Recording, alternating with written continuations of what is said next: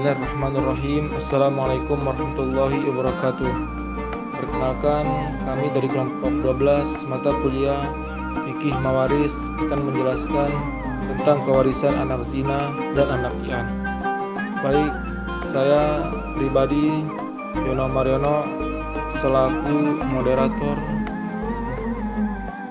dan Ahmad Dandi Maulana sebagai pemateri pertama dan Ahmad Lutfi Fahreza sebagai pemateri kedua. Mungkin langsung saja kepada pemateri pertama yang akan disampaikan oleh Ahmad Dandi Maulana. Kepadanya kami persilakan. Assalamualaikum warahmatullahi wabarakatuh. Terima kasih kepada moderator yang telah memberikan waktu dan kesempatannya. Perkenalkan, nama saya Ahmad Dandi Maulana dengan NIM 20111010163. Pada kesempatan kali ini saya akan membahas tentang harta warisan anak zina. Yang dimaksud dengan zina ialah melakukan senggama atau bersetubuh bukan dengan istri atau suaminya, baik telah mengeluarkan sperma atau belum. Perbuatan zina merupakan salah satu dosa yang sangat dimurkai Allah SWT, dan oleh karena itu harus dijauhi semaksimal mungkin oleh setiap muslim.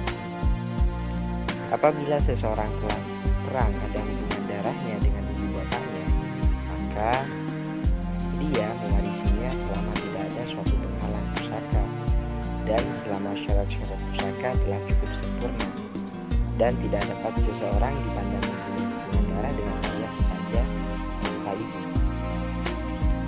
Yang dapat dipandang ada ialah hubungan darah dengan ibu saja, tidak dengan ayah. Seperti pada anak zina dan anak liar, syarat telah menetapkan bahwa kedua-dua anak ini dibangsakan kepada ibunya dan tidak diakui hubungan darahnya dengan si ayah. Oleh karenanya tidak ada hubungan kekerabatan antara anak itu dengan ayahnya. Anak zina yaitu anak yang lahir dari hasil perzinahan atau anak lahir di luar perkawinan yang sah menurut ketentuan agama Islam. Pengertian ini dengan sangat tegas menyatakan bahwa yang menjadi aturan adalah hukum agama. Maksudnya harus dibedakan. Misalnya, seorang perempuan yang tidak pernah diketahui melangsungkan akad nikah ternyata tiba-tiba hamil. Untuk kepentingan formal yuridis supaya bayi yang akan lahir mempunyai bapak, maka dicarikanlah bapak untuk si bayi. Dalam contoh tersebut, seseorang perlu berhati-hati dalam menetapkan hukum nikah tersebut. Adapun anak zina merupakan anak dalam kelompok atau golongan paling rendah kedudukannya di mata hukum bahkan sosial. Anak zina merupakan jenis anak luar kawin. Dalam pengertian luas, anak tidak sah. Sesuai pasal 44 UUP bahwa seorang suami memiliki hak untuk mengingkari anak yang dilakukan oleh istrinya jika dia dapat membuktikan bahwa istrinya berbuat zina dan anak tersebut sebagai akibat dari perbuatan zina tersebut. Jika melihat beberapa pasal dalam KHI, seolah anak di luar perkawinan atau anak tidak sah, termasuk anak zina, telah berhak atas warisan. Namun, pasal tentang hak waris anak masih berlanjut, yaitu dengan adanya pasal 186 KHI yang menyatakan pasal 186, anak yang lahir di luar perkawinan hanya mempunyai hubungan saling mewarisi dengan ibunya dan keluarganya dari pihak ibunya. Berdasarkan pasal 186 KHI di atas, maka semakin jelas bahwa UUP dan KHI memiliki kesamaan dalam menetapkan kedudukan dan hak anak di luar perkawinan atau hak anak hasil perkawinan tidak sah. Dalam urf modern dinamakan waat ghairu syar'i atau anak yang tidak diakui agama, sebagaimana ayahnya yang dinamakan ayah ghairu syar'i. Oleh karena anak zina, baik lelaki ataupun perempuan, tidak diakui hubungan darah dengan ayahnya, maka dia tidak mewarisi ayahnya dan tidak pula dari seseorang kerabat ayahnya, sebagaimana ayahnya tidak mewarisinya, lantaran tidak ada sebab saling mempusakai antara keduanya, yaitu hubungan darah. Oleh karena anak zina itu diakui hubungan darahnya dengan ibunya, maka dia mewarisi ibunya, sebagaimana dia mewarisi kerabat-kerabat ibunya. Demikian pula sebaliknya. Maka apabila meninggal seorang anak yang diakui agama dengan meninggalkan ibunya dan ayahnya yang tidak diakui agama, maka semua harta peninggalan untuk ibunya dengan jalan fardu dan dengan jalan roh. Dan jikalau dia meninggal dengan meninggalkan seorang ibu, saudara lelaki seibu dan saudara lelaki dari ayahnya yang tidak diakui agama, maka semua harta peninggalan adalah untuk ibunya dan saudara seibu dengan jalan fardu dan jalan rod.